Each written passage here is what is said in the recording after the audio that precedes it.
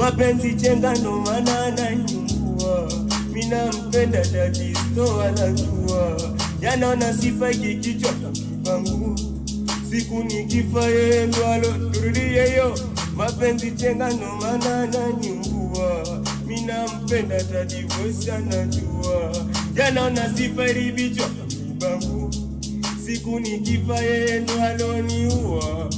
Maana shatuma message kaona na kusumbua. Mina mpenda na yeye anipendi, na paka kwao nikapeleka barua. Na kinazani mwenzangu nataka tuspepe, alisema tanipende peke yake.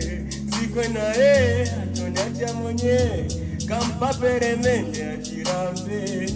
Asa mbona leo ananijanga mchuma, alisema tanipenda peke yake, atoniacha mwenye.